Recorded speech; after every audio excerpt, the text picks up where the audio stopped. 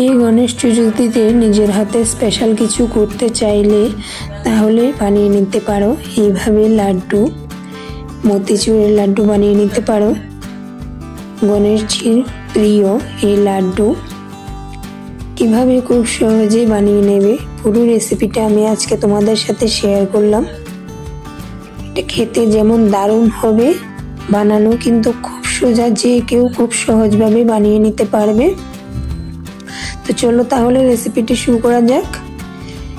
এই মতিচুরের লাড্ডু বানানোর জন্য আমি একটা বোল নিয়ে নিলাম আর ছোট বাটিতে 1 বাটি পরিমাণে বেসন নিয়ে নিলাম। তো যেই যতটা পরিমাণে বানাতে চাইবে ওই পরিমাণটা বুঝেই বেসনের দাঁড় দেবে। তারপরে দিয়ে দিলাম সামান্য পরিমাণে একটু নুন দিয়ে ভালোভাবে একটা স্টিকের সাহায্যে মিশিয়ে নিলাম। এরপরে একটু একটু করে জল মেশাতে থাকবো, একটা ব্যাটার বানিয়ে নেব। বেশি পাতলাও নয় আবার বেশি ঘনও নয়, এমন একটা ব্যাটার বানাবো। নমস্কার বন্ধুরা, বুড়ি রেসিপি এন্ড ব্লগ চ্যানেলে নতুন একটা রেসিপি দেখার জন্য সবাইকে অনেক অনেক স্বাগত। রেসিপি ভালো লাগলে লাইক কমেন্ট শেয়ার করে পাশে থাকবে। আর দেখেই বুঝতে পারছো আমি ব্যাটারটা কেমন বানিয়েছি। দেখো এখন কড়াইতে আমি তেল দিয়ে দিলাম, সাদা তেল দিলাম, দিয়ে ওই ব্যাটারটাকে একটু একটু একটু একটু করে ঢেলে দিচ্ছি। আর ঢেলে দেখো উল্টে পাল্টে এটাকে ভেজে নিতে হবে। আর যারা নতুন বন্ধু আছো প্লিজ চ্যানেলটাকে সাবস্ক্রাইব করে পাশে থাকবে আর পাশে থাকা বেল আইকনটা অন করে রাখবে। প্লিজ কেউ ভিডিওটা স্কিপ করে দেখবে না, আশা করি তোমাদের কাজে আসবে, ভালোও লাগবে। তো এইভাবে আমি একটু একটু একটু একটু করে ব্যাটার দিয়ে সবগুলো ভেজে নিচ্ছি। ব্যাটারগুলোকে একটু মুচমুচে করে ভাজতে হবে, নরম হলে কিন্তু চলবে না। তো সবগুলো আমি এভাবে ভেজে নামিয়ে নিলাম, পুরো ব্যাটারটাই ভেজে নিয়েছি। আমার 1 বাটি বেসনে দেখো 1 থালা পরিমাণে হয়েছে। এটা একদমই মুচমুচে, দেখতেই পাচ্ছো, আমি দেখিয়ে দিলাম কেমন মুচমুচে করলাম। তো এটাকে এখন আমি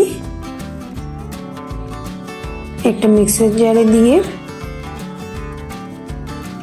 গুঁড়ো করে নেব।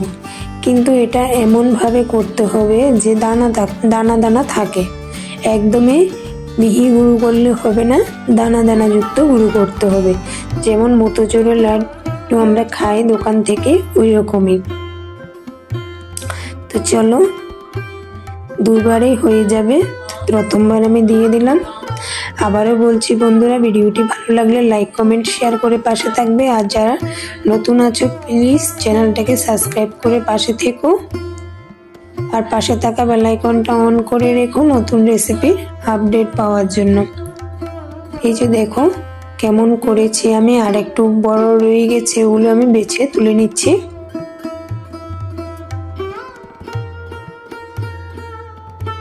বাকিগুলোটাও আমি গুঁড়ো করে নিয়েছি।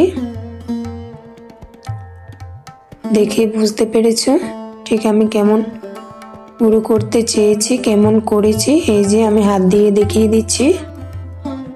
তো চলো দ্বিতীয় পর্যায়টা শুরু করি।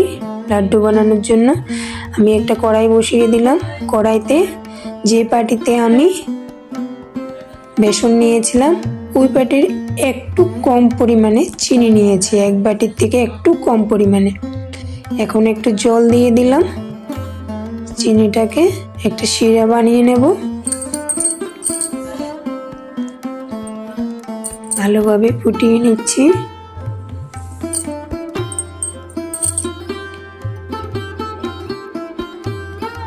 চেক করে নিচ্ছি বারবার এটা আঠালো হয়েছে কিনা।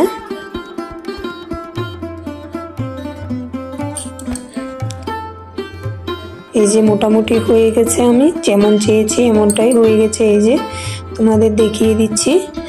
এখন দিয়ে দেবে একটু কালার, অরেঞ্জ কালারটা আমি ব্যবহার করছি। তোমরা চাইলে ইয়েলো কালারটাও ব্যবহার করতে পারো। অরেঞ্জ কালারটাই বেশিরভাগ মতিচুরের লাড্ডুতে ব্যবহার করা হয়, তো আমি অরেঞ্জ ফুড কালারটা ব্যবহার করলাম। অনেকটা হয়ে এসছে, এখন দিয়ে দিলাম লাড্ডু বানানোর জন্য যে মতিচুরের লাড্ডু রেখেছি ওইটাই দিয়ে দিয়েছি।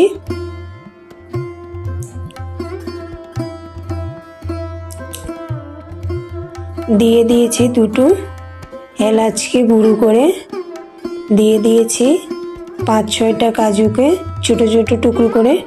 তোমরা চাইলে 4 মগজ ব্যবহার করতে পারো, তো আমার হাতের কাছে ছিল কাজু, তাই কাজু ব্যবহার করলাম।